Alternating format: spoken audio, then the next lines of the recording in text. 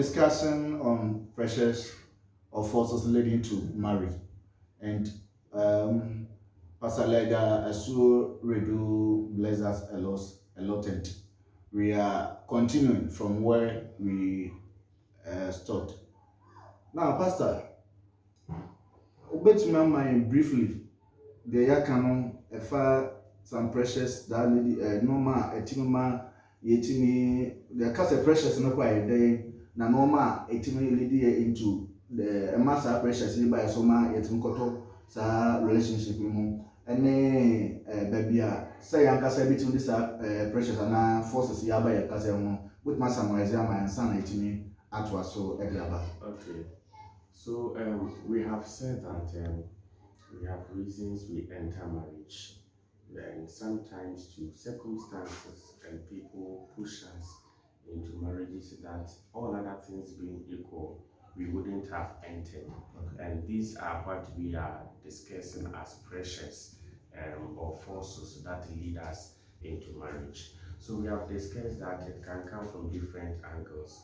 It can come from the family, it can come from parents and siblings, it can come from our colleague workers, it can come from our churches, right?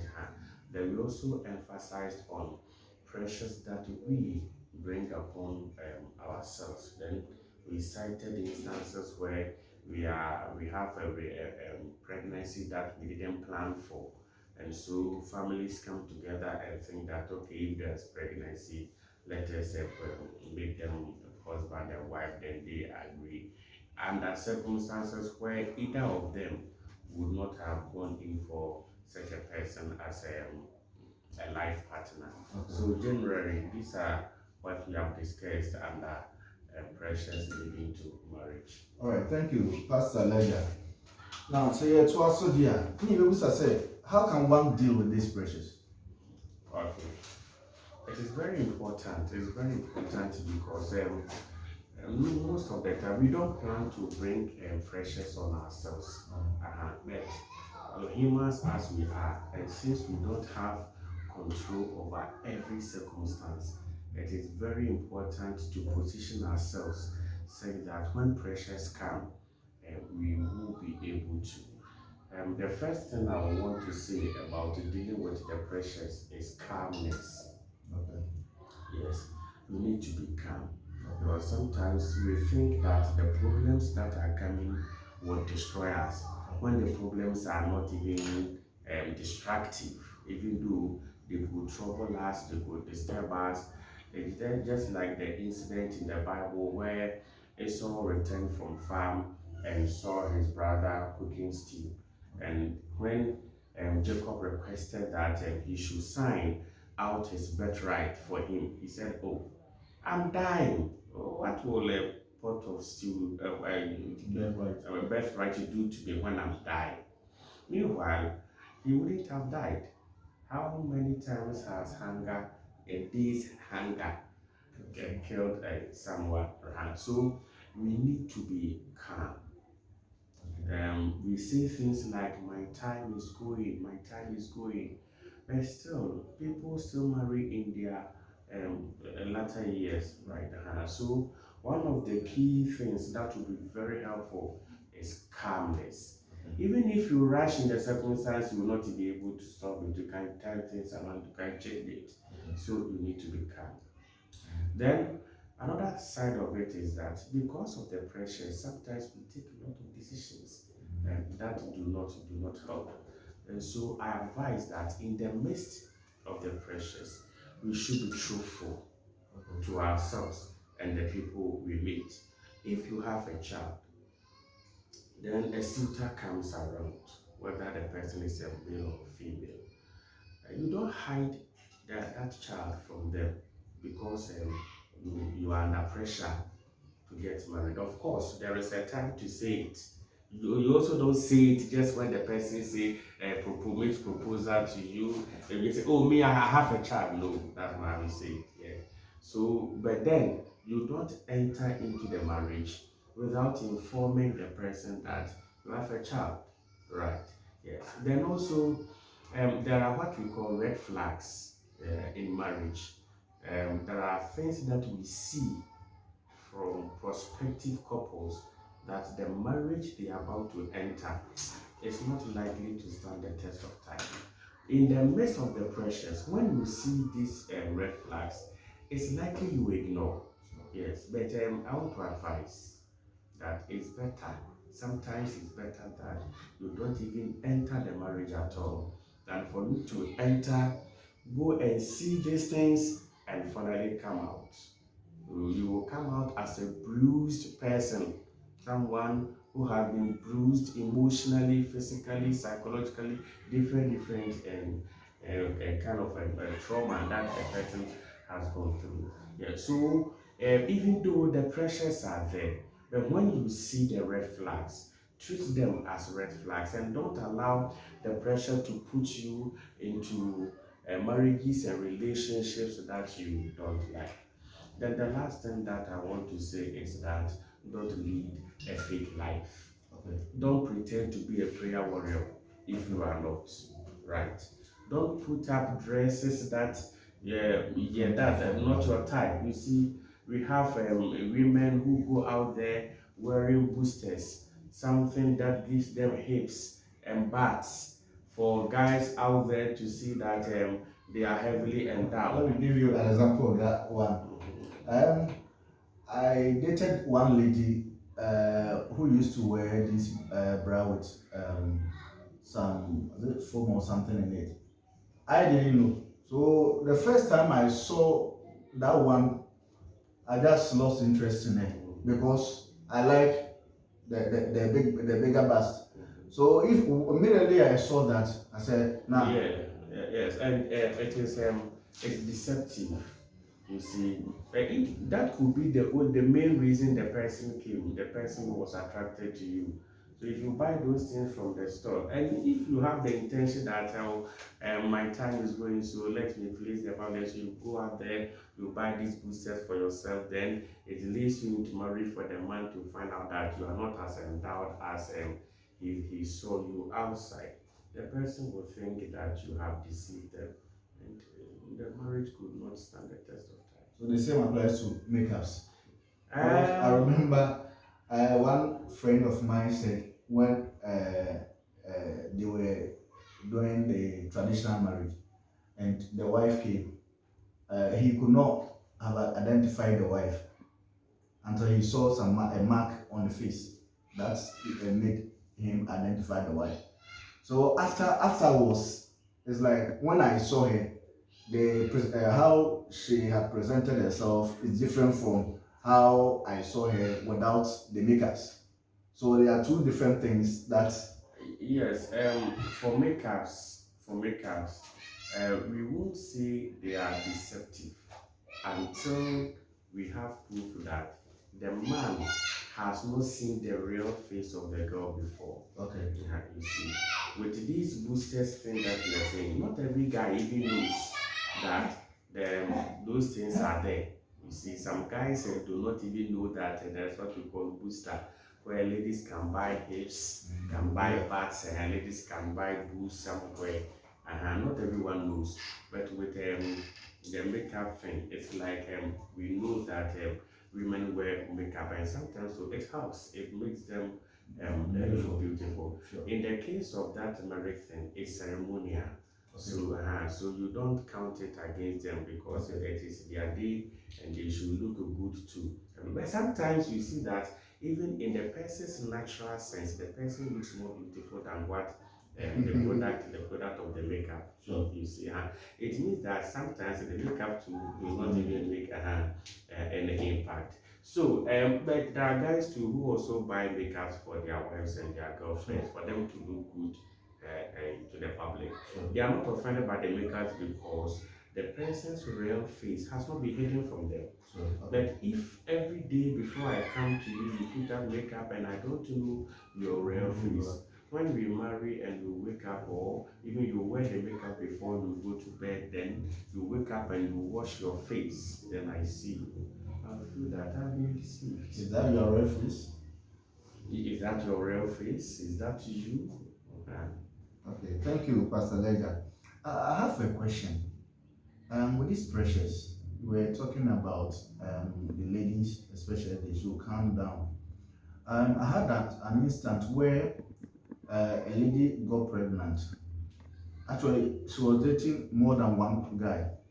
So when she got pregnant, she knew that it's this the father of the unborn is this man. She went to the man and the man said, I'm not the father of your unborn baby."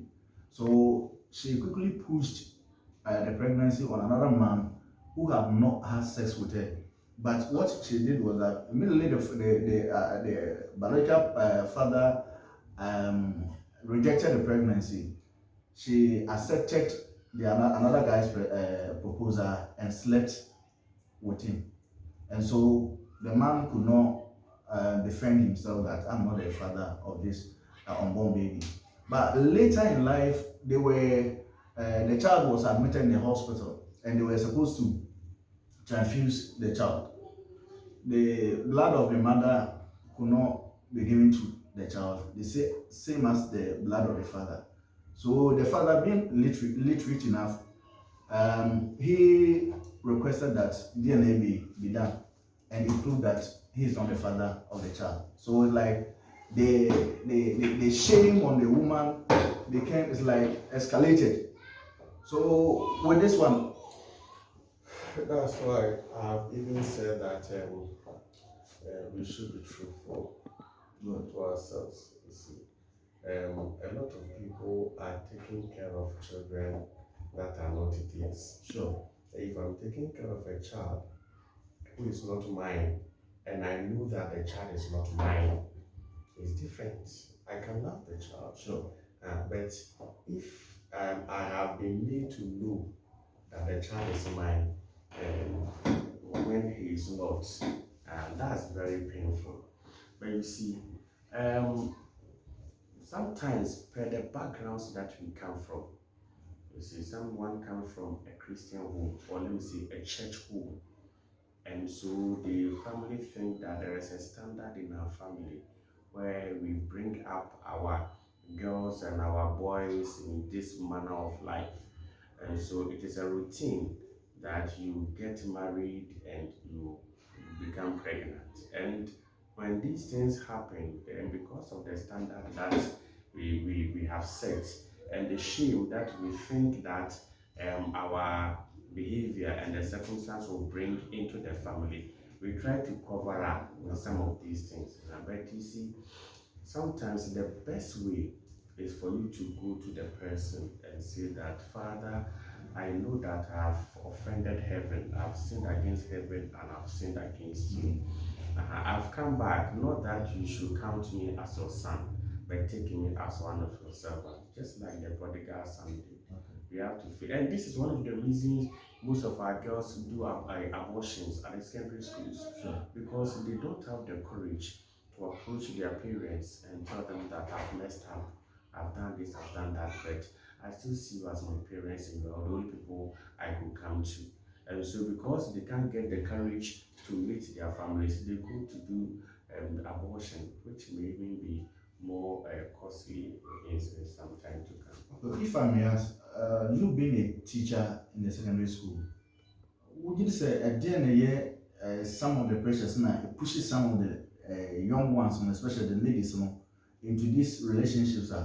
Rest of the year, say, be a student, be a stable, and a girlfriend, I'm a friend. May she rest in peace.